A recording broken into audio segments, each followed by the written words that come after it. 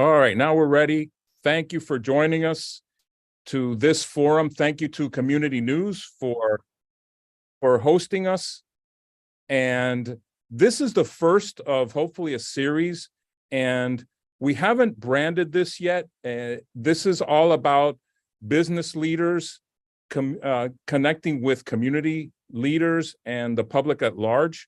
We hope to impart information that you can use and take home and use it right away, or if not, in the near future. Today's guest is Myrna Sonora, and all I can say about Myrna, I can say a lot about her, but I'd like to just say that she is a dynamo. There are a lot of firsts in her career. She is right now the first regional vice president of Prospera, in the South Florida region, and you'll learn all about Prospera. She was also enjoyed a career as a television journalist, and was also the first person in the Univision network to go from the journalist desk to the management desk, where she went all the way out to Arizona to run several stations there, where she had over 100 employees. So she is very committed to this community as well, both on a personal side and on the business side. She serves as co-chair of the South Florida Community Development Coalition. She is anchor host for the Aspen Institute Latinos in Society program for the Miami Entrepreneurial Ecosystem Steering Committee. And she was appointed by Commissioner Eileen Higgins, who is a friend of Community News, to serve on the Miami-Dade County Economic Recovery Task Force during that time, which is not a great memory, the COVID-19 pandemic. Of course, she lives in Miami, and she's the proud mom of Julian. Myrna, thank you so much for being here. And what's going on with Prospera today? I know that you have helped literally thousands of small businesses, produced 23 million or marketed 23 million in loans. I don't know if the data I have is dated. It may be more by now. And actually, the output in the region is close to 2 billion because of Prospera's efforts under her leadership. So, Myrna, what is the climate like, the small business climate here in South Florida? And how is Prospera lending a helping hand? Thank you so much, Carlos, for your kind introduction, and thank you for this platform. I think I'm a journalist by profession, so whenever there are these opportunities to connect with folks in an intimate fashion, and even though this is virtual, I think this is very much a group conversation. I love it because I don't think it happens often enough. So again, thank you for the opportunity. I couldn't be more excited, and I hope that we continue to do these, and I will certainly become a fan and a member. So please keep me on the mailing list so I know when the next one comes up. Wow, much to unpack. You're right. The economic impact is up to $27 million in loan. And that is, I think, a misleading figure, because when you understand that 27 million is made up primarily of what our average loan size is to a small business, which is about $20,000. That gives you a better handle on how many small businesses that prior to this opportunity had not been able to access capital through the traditional funding sources, banks, and other lending institutions. So there is a real opportunity to move the needle as we get people ready to access capital. And I will say that that's a very natural sort of point for me to begin at, because 9 out of 10 clients that find Prospera, and we are a community agency, we are an economic development agency with offices across the state of Florida, in Metro Atlanta and in North Carolina, both in Charlotte and in the Research Triangle out of Raleigh.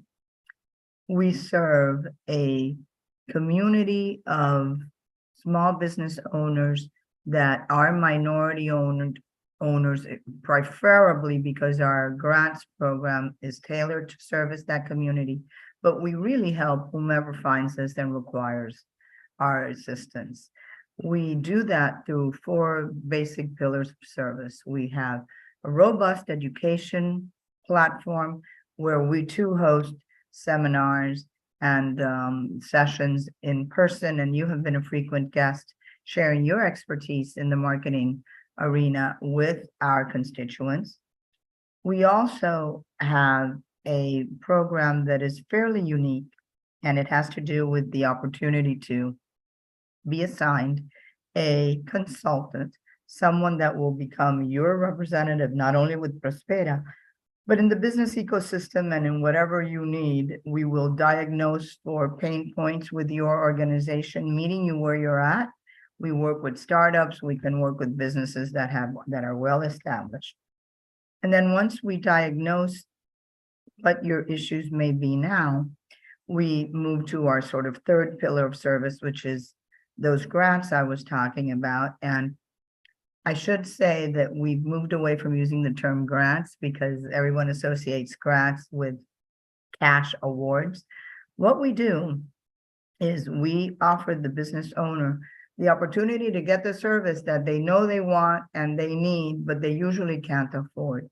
And that is that professional consultant in marketing, an accountant that's a CPA, an attorney, whomever and whatever is required so that we can, at that moment, help the client receive the assistance that they need to solve for a particular issue, one of many, or maybe just the one, in a timely fashion that will help them reach the goal that they're trying to accomplish. And we foot the bill for that.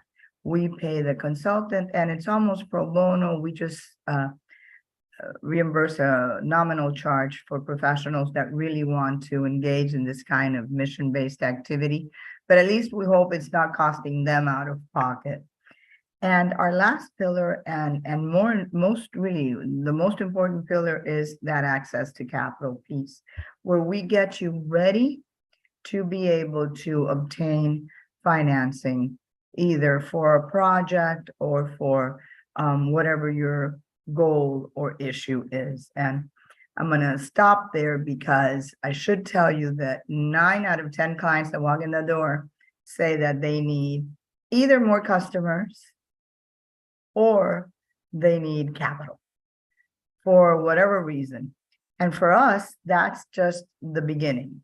We, from that point, move toward unpacking what that means and how you get on those pathways to achieve an opportunity to access capital, or conversely, to be able to grow more clients. And what do I mean by that? That's when we begin looking at your plan. And yes, you want more marketing to grow more clients, but first let's look at that. Do you have the capacity to take on a larger workload? Because what are you going to do with clients if you can't service them to the best of your ability? And do you have the minimum funding required so that you're able to activate a marketing plan? Because I'm sure you're already doing whatever is free and available to you. Whether you're doing it correctly or not is another conversation where we will support.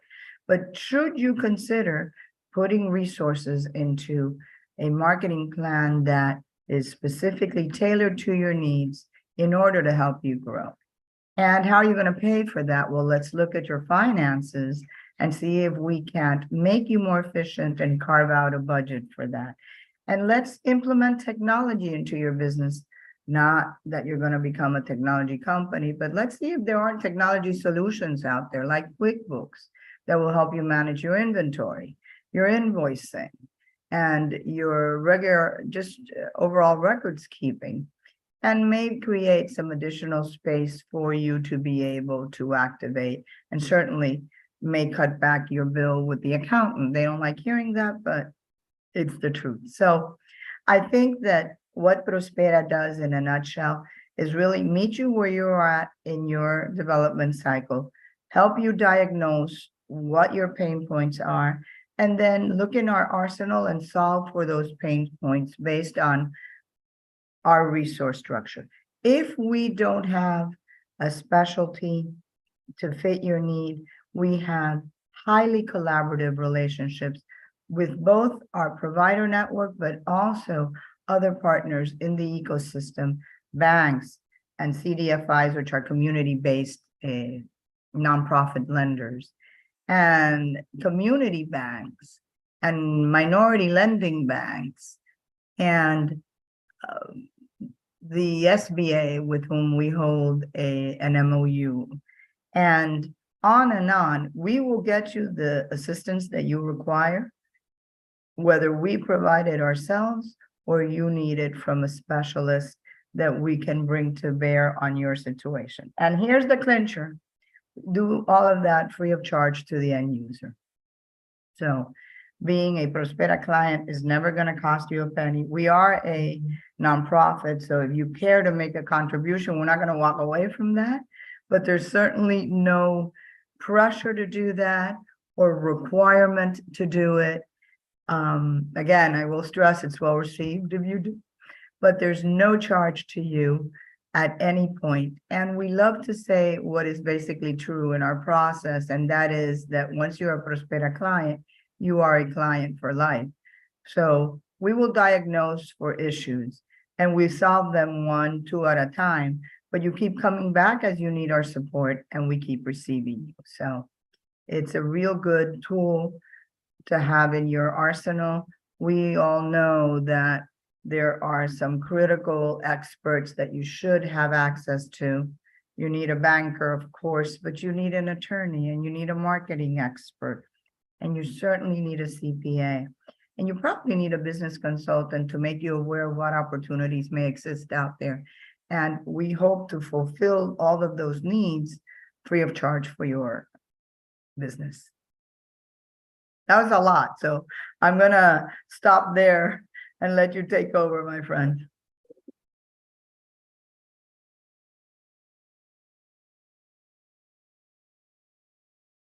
I don't know, Carlos. No, I'm back now. I'm back. Thank you so much, Myrna. Of course, in the interest of full disclosure, I am a Prospera provider. It's been a great ride. I share Myrna's passion for helping small businesses, and it's really a thrill to see these small businesses after they've been, I'll say after they've graduated from Prospera, and just to watch them thrive.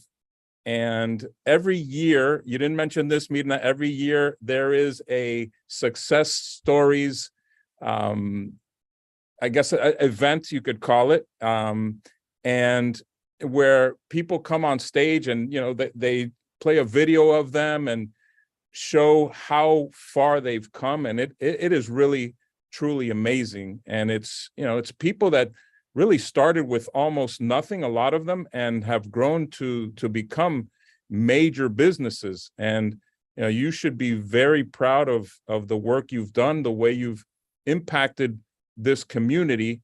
And you know, I think at this time, and Alex, if you could unmute everybody, I would love for anybody who has questions to ask Myrna, because she is a wealth of information.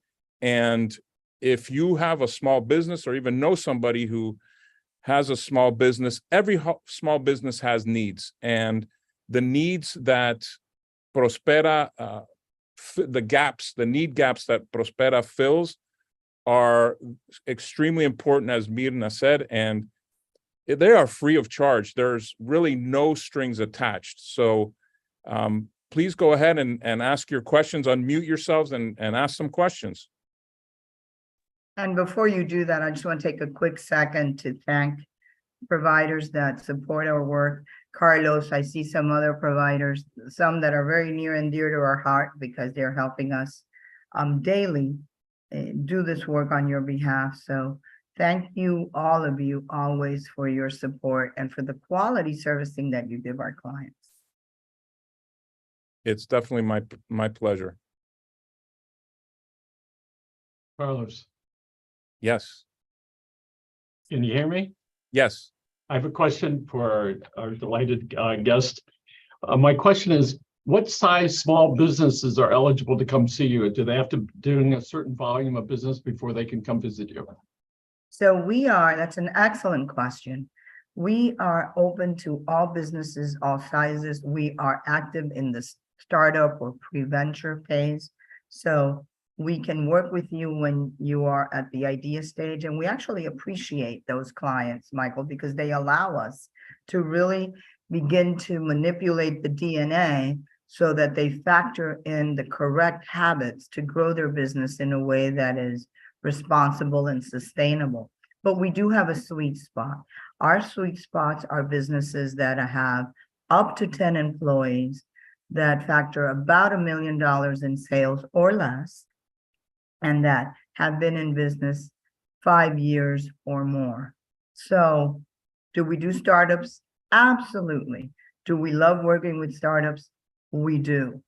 But our bread and butter programming is for the classic small business, which, by the way, makes up about 68% of active business licenses in Miami-Dade County. Yes. So we are very much working in a space where the largest need exists. So to follow up with that, we know a lot of small businesses are struggling. They're a little bit embarrassed to go down there and say, listen, I've been doing this for 5 years. I'm just barely making a living. I don't know what I should do next. What sort of services can you offer them so they can realign what they might need to do? That's another good question. I think that what we do is unpack from there. So there's usually a reason if you're just struggling. And we'll look at the business. So there is a proprietary diagnostic program that we use where we will ask you the kinds of questions to get a handle on not only what your client base looks like, but what your target audience is, where you're sourcing from, what services you provide, and how you provide them. And depending on the business, we will, from there, determine where we think you can be more efficient, because there's really two ways to stop struggling. One way is to become more efficient in your performance as a business, and then there's more available to work with. And another way is to grow your base, both your audience and your reach, to bring in more clients. Regardless of which of those work, my feeling is that the best answer for that, and Carlos, I'm going to ask you to weigh in on this too, is both. There's probably areas where you can be more efficient, or you can improve your reach by applying some technology solutions, by collaborating with other business owners. And then there's the need to get capital to fuel that growth. And accessing capital is not an easy pathway.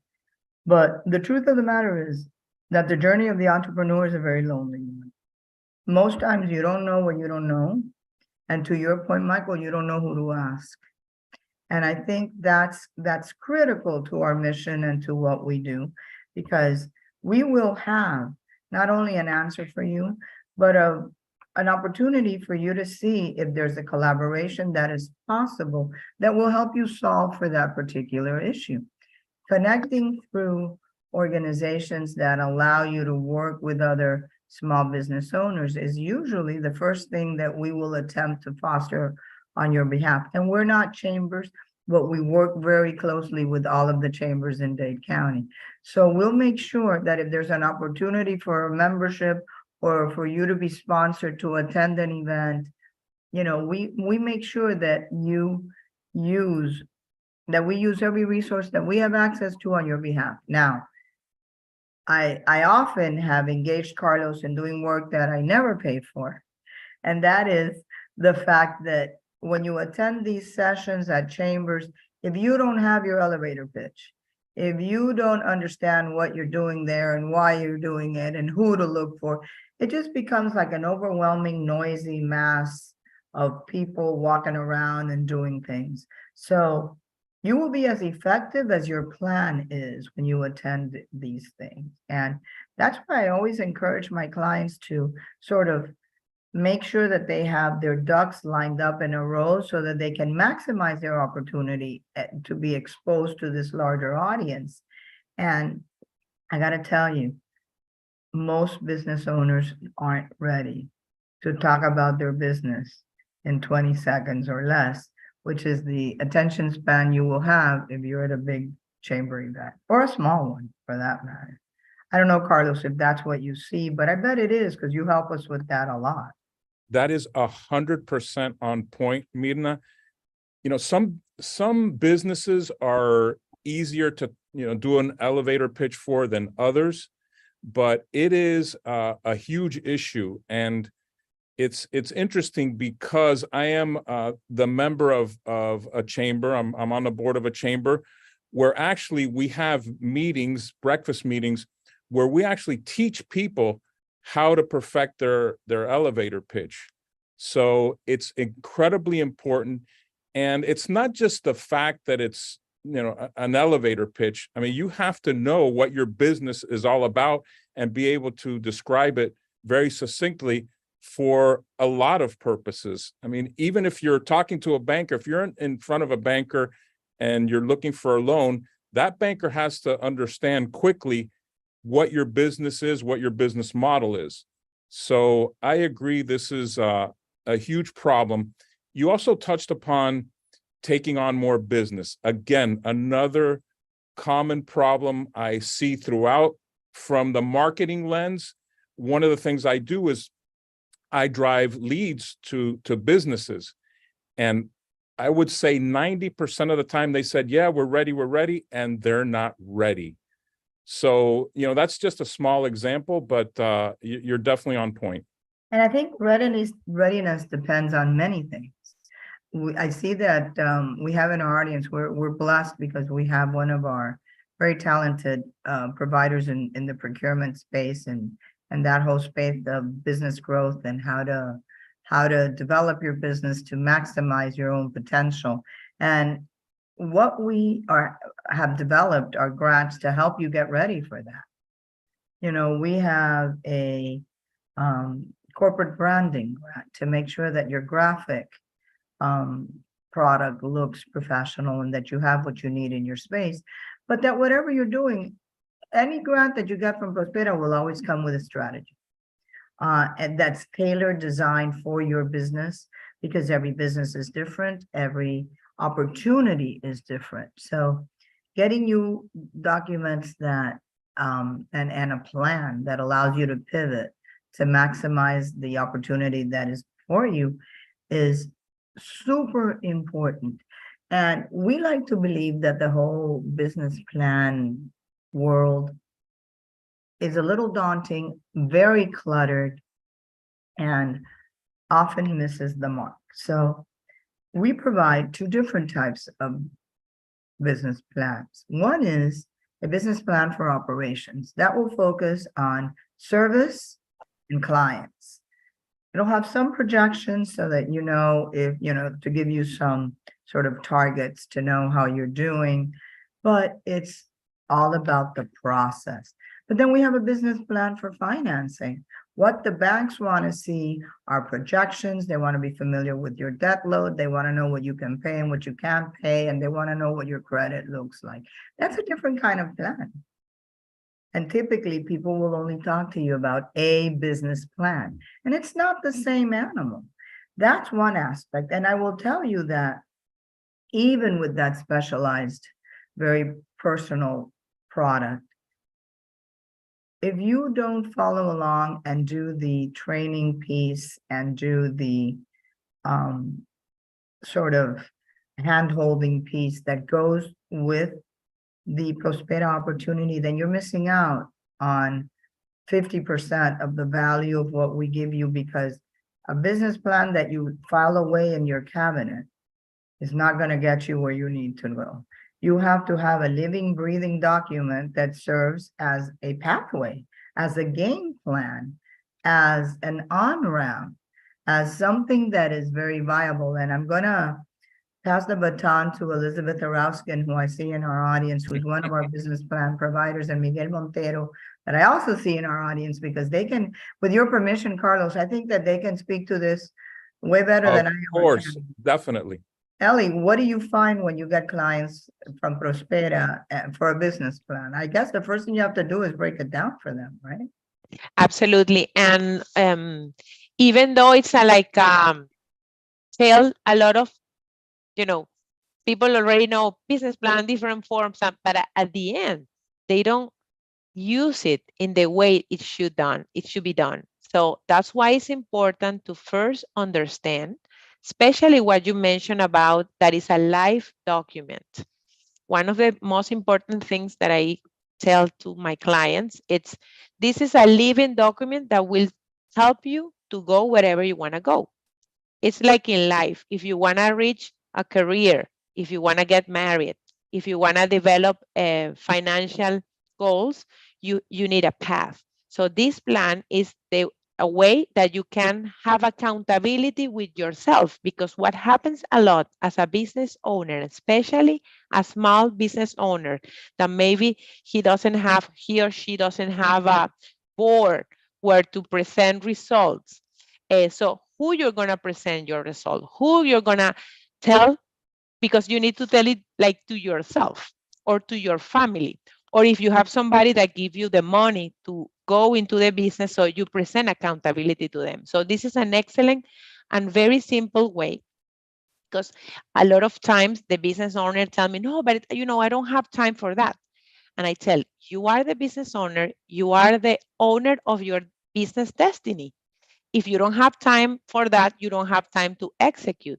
It's the same that when you talk to the business owner and the business owner say, I need to ask to my accountant anything financially speaking for your business. So that's the other important thing, that a business plan will bring you the understanding and where are you financially speaking, operationally speaking, and especially in these times with the challenges of getting the human capital to run your business. It's important to plan also the way with the people that you have, because if you don't have a team, you cannot grow, you cannot expand your business. So the business plan will help you to accomplish all of those important structure, strategy, marketing, financial, and technology and resources, how to go over there. So I think when they understand that, and the good thing is when the person comes to the organization and they receive that first approach, and then they are prepared and approved for a business plan grant, they will now understand how to use that. Because also what happens is a lot of people, yeah, I want a business plan, or yeah, I want a grant. So the most important second question is, why do you want it? So that why help the business owner to understand that following step. So definitely, if it's a business plan for operation or a financial, it's like to have your every month information and in a living document. So that's why I always want the understanding of what they need to do. Doesn't need to be something extensive. It's just what they need to do for the next, and their readiness, they need to go to the next step. And you have, Thank you. you made an important point. I mean, you have to set goals. And what this business plan should do for you is let you know if you are making your goals. Because you will have a path, again, you will have a document that will let you know, oh, I said that I'd be here 12 months from now, where am I? And the good news is that that's why businesses need business development consultants. You will always be able to come back to Prospera and say, I realized that I didn't make this goal. What do you think's wrong? And we'll revisit and we'll look at it again. And I know, Miguel, you have extensive experience with small businesses and franchises, and you've seen this and then some. Yeah, yeah. Can you hear me okay? I'm using yes. Well, I wanted to add something. What Elizabeth was talking about, right? All these things that you need to understand and have lined up and written down. There's a silver lining, I think, across the whole bit. I think entrepreneurs, business owners are not devoid of ideas, right? So it's not that we need to, oh my God, we need to figure out where we're going to go. Most of the times, not all the times, most of the times they have 6, 7, 8 things that they believe will take their business, right, wherever they want to go. The challenge is, how do you prioritize those? And then how do you create a plan for each one of them? And I think that that's an area where there's a lot of help that is available, right? We have a phrase, we call it putting dreams into action, which that's exactly what it means, right? You have an idea where you want to go. How do you get there? And let's be facing reality. It's not sexy to sit down and write plans, and it's just not fun. You want to close a deal, you want to talk to a customer, but they're necessary. So I think that discipline is what, Prospera brings to the table, is let's stop, let's think about this. These are ways of doing it, whether it's an operational focus or a capital focus. And yes, I've seen, I've seen all kinds of different things, right? From the very large enterprises to smaller enterprises. And the challenge is that you need to sit down, you need to stop and do the things that Elizabeth was talking about. It's necessary. Otherwise, if you don't know where you're going, how would you know if you ever get there? Right? So that's what I wanted to add. I think excellent session here. Thank you. I also wanted to just add that I am a testimony of that, because when I came to this country, I went to Prospera and I learned a lot, and I'm always grateful that they were there in my location when we opened the business. Myrna was there with the consultant. So to feel that support, that when you are struggling and try to open a business and not to know how to do anything because you're coming from another place, another moment. So that demonstrates the belief, the faith, but also that they are here. So, and during my whole path as a business owner, it helped me a lot to keep going. And as a matter of fact, I'm here today growing and developing because of that. So I just wanted to add that it's not just that we are talking, we are living the testimony of that.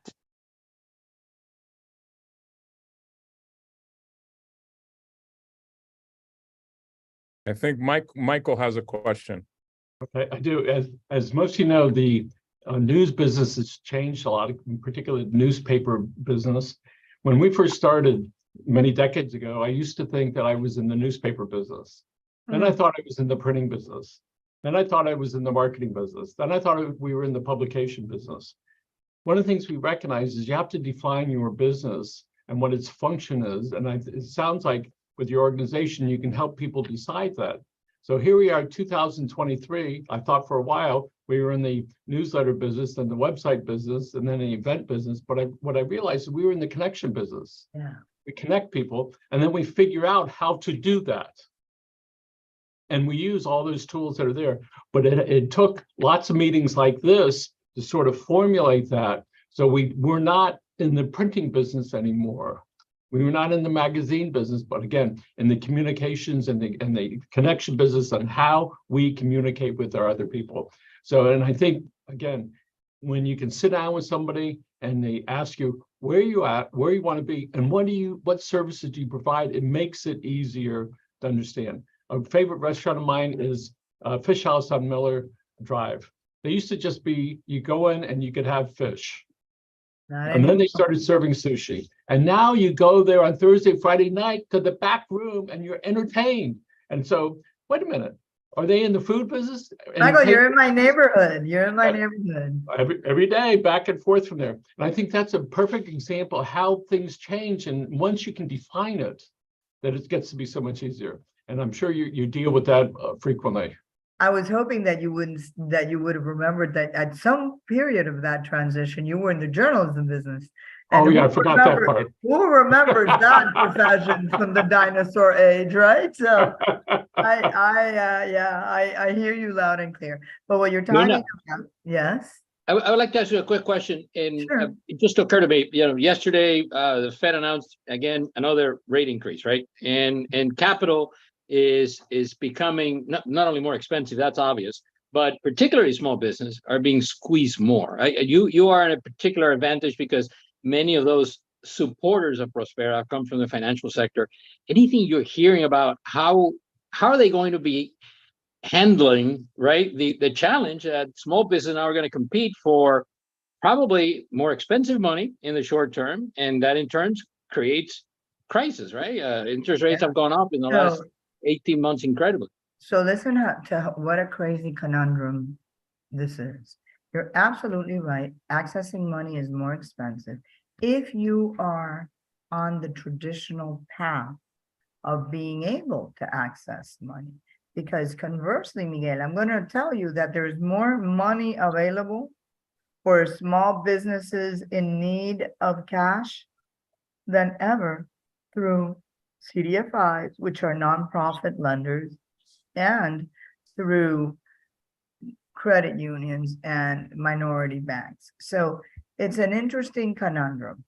What is unequivocal is that the cost of money is higher, because when you work through a CDFI, that will be more lenient. It's still highly regulated, so they will still require that you establish that you have been in business for 2 years and that you have certain credit, a certain credit rating, but it's not as high as what is required in the traditional banking arena, where you're right, we have very good support because banks are in the business of lending money.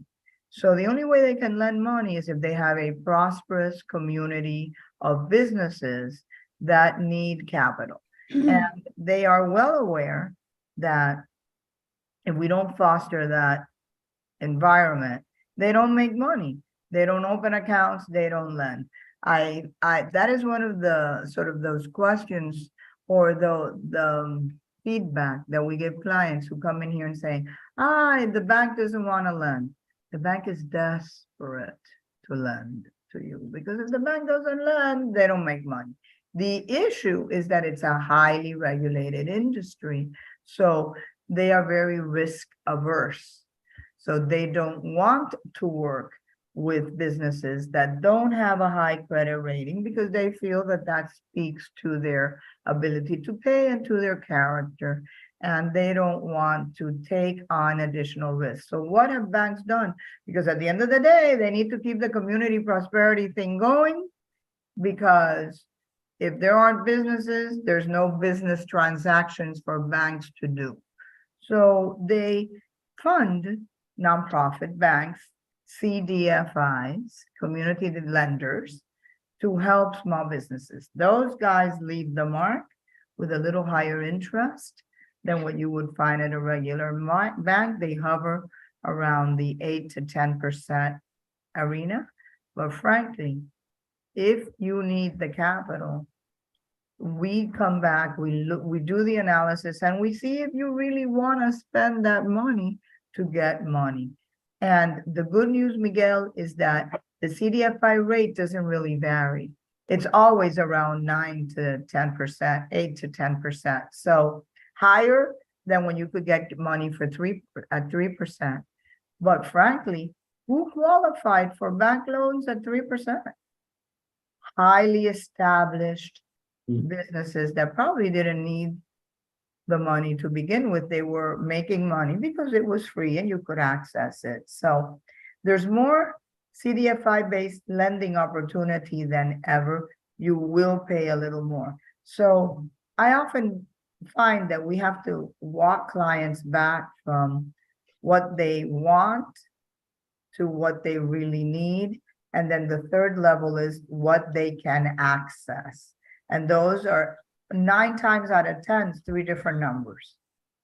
What you want is, it'd be great to have $1,000. Then we okay, let's go back from there. Where did you come up with 100,000? What are you going to do with that? I think I do, I'd have working capital, and I'd probably invest in infrastructure, and I'd hire one other body.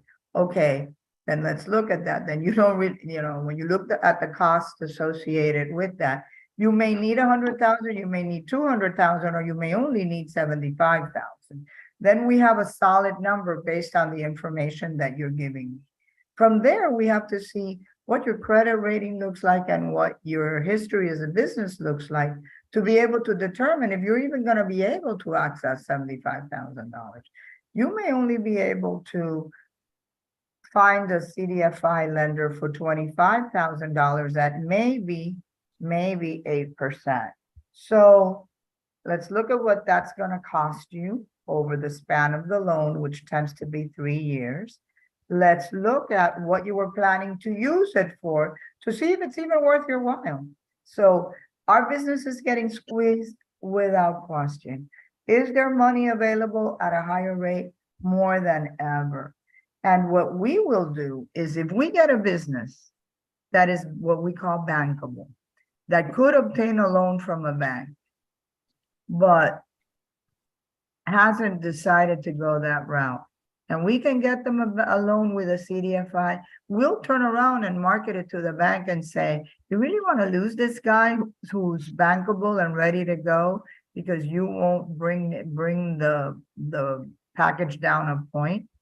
Or do you want to really lose this client and have him go to another bank that might be working closely with this CDFI because you're not willing to close this deal? We're not always successful, but we are occasionally successful. We're also familiar, and this is something that a lot of business owners don't know. Banks have a profile. Some banks like a certain type of real estate. All banks like doctors. Some banks like attorneys. Some banks like small businesses that are in the healthcare, adult care, child care arena. No bank likes a restaurant. I can tell you that banks don't like restaurant lending because of all of the obvious reasons. So does that mean no restaurants got loans? Absolutely not. What it means is that you're up against an additional obstacle. So what we will do is explain that to you and prepare you to understand that what you hear on TV and radio, never on what you read in community newspaper, but what you hear on TV and radio about these or those phantom credit card offers that you receive in the mail every day, offering the moon and the stars for 0 interest or 3% interest or 5% interest or whatever is really competitive at the time, you may not qualify for. So we help you understand that reality. I don't know, Miguel, if I answered your question. Your question was more systemic. And Nope. it's one that I think the truth of the matter is that they're raising the interest rate to bring down people's ability to buy because we need to bring inflation down. So that's, But- you know, but it's you an did economic answer your- measure that, in my opinion, we haven't seen the end of. We think they want to bring down the real estate they meaning the feds want to bring Right. down the real estate speculation. So let's see if we don't make those mortgages as expensive as they can possibly be. I'm more concerned about the fact that squeezes out the homeowner or the property owner that needs a mortgage. And it's Right. opening up the arena for people from outside that are coming in and doing straight out cash buys. So that's not what I would like to see. No, But so this thank is how you God I don't work for the Fed. No, I know. And this is how I think you answer the question is, if you are, regardless of whether there's money, there's capital, you just have to be prepared to show what are you going to do with it. It's not just, hey, I need a loan. It's right to your point, right? It goes back to what Prospera is all about. Let's bring structure to what your message is. What is it you wanted to do? Have a plan. And if you have a plan, you know, you increase your chances of, regardless of the interest rate, there is capital. You just have to demonstrate how are you going to use it wisely. And so I think it ties to the conversation that we've been having. Is that if the bank is going to decide between two borrowers, they're gonna like the better, more thorough business plan and make sense that was put together with care, as opposed to, you know, just a couple pages. That you mean to answer the question. Right. I don't, you want to take a stab at that, Carlos? I am not a finance guy whatsoever. I'm a marketing guy. I spend the money. Are there any more questions for Myrna? Yes. I have a question. Go ahead. Can you? Yeah, so my brother actually owns 2 small businesses, one in the Falls and one in Kendall, and he's about to open a 3rd location in City Brickell. If he were to get in contact with you, do you have an office location where he can meet you, or is it through Zoom? How does it work? No. We have bricks and mortar in the city of Doral. Okay. And for me, it's always a trick question when you ask me to give you contact information, because I will ask you to do two things. I'm gonna give you a phone number that you can call, and you'll have our customer service representative there, and her name is Chantal, and she'll be able to give you an appointment to come in and see one of our consultants at your convenience. That number is 786-329-5830. 786-329-5830. We are located on 82nd Avenue and Northwest 27th Street in Doral. But we usually don't take walk-ins because we want to make sure that we have a consultant that's available for you, and we're highly flexible. We can see people anytime, and thank you, Ailey. Old habits die hard. She just dropped in the chat all of the information to contact Prospera, but an easier way may be to go to our website. I always recommend pick up the phone, because that way we're able to work with you immediately and to accommodate you to your time and your preference. And your website always offers information. So if you wanted to learn a little bit more about you. Yeah, it would be prosperausa.org. All Wonderful. one word. Okay, sounds great. Thank you. You're welcome. My pleasure. Any other questions as we need to wrap it up? Ooh, Yeah, I know it went fast, didn't it? Thank you very much. It was very informative, and I appreciate your time and making this work for so many people. thank you for having us. Myrna, Look at thank the- you. Look Thank at you the so chat. The information on how to reach us is there. Myrna, thanks so much. You're a wealth of knowledge, and Prospera is such a great organization. As I started saying, I'm really honored to be part of it. And thanks to everybody for attending today. You can see this on Facebook and YouTube very soon. Thank you all. Have a great rest of your day. Thank you, Myrna. Take care. We'll see you soon. Bye-bye. Thanks.